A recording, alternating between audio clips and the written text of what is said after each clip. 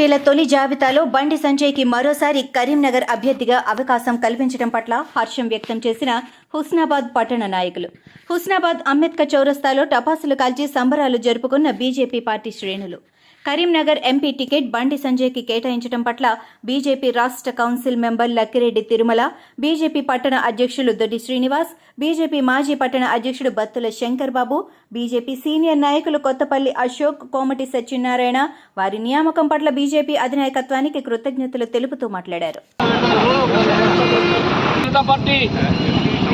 జాతీయ నాయకత్వం రాబోయే పార్లమెంట్ ఎన్నికలకు గాను అభ్యర్థులను ప్రకటించడం జరిగింది. ముచ్చటగా మూడోసారి గౌరవ భారత ప్రధాని నరేంద్ర మోడీ గారు తిరిగి 400 సీట్లు కైవసం చేసుకుని దేశంలో మూడోసారి అధికారంలో రాబోతా ఉన్నారు.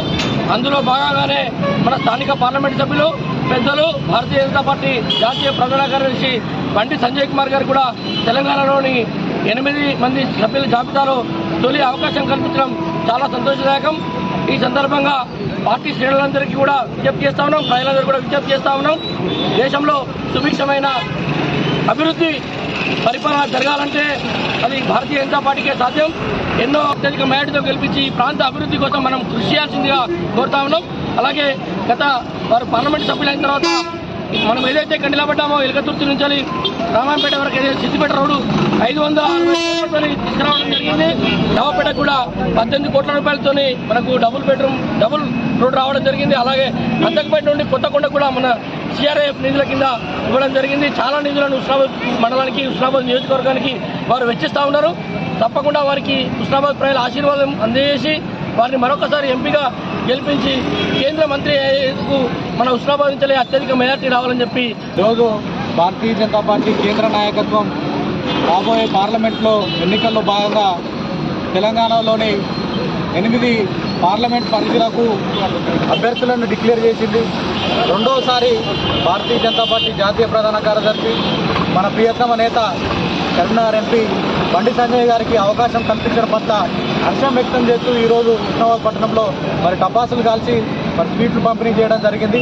రాబోయే రోజులలో మరిన్ని అభివృద్ధి కార్యక్రమాలు ఈ 5 సంవత్సరాలుగా ఏవైనా గెలిస్తే మరిన్ని నిధులు సేకరించి తీసుకొచ్చి హుస్నాబాద్ నియోజకవర్గంతో పాటు కరీంనగర్ పార్లమెంటును అభివృద్ధి చేస్తాడని చెప్పేసి ఈ సందర్భంగా హుస్నాబాద్ నియోజకవర్గ ప్రజలకు అలాగే కరీంనగర్ పార్లమెంటు నియోజకవర్గ ప్రజలకు విజ్ఞప్తి చేస్తూ ఉన్నాం. మరొకసారి సంజయ్ అన్న గారిని గెలిపించాలని చెప్పేసి ఈ సందర్భంగా కోరుతా ఉన్నాం.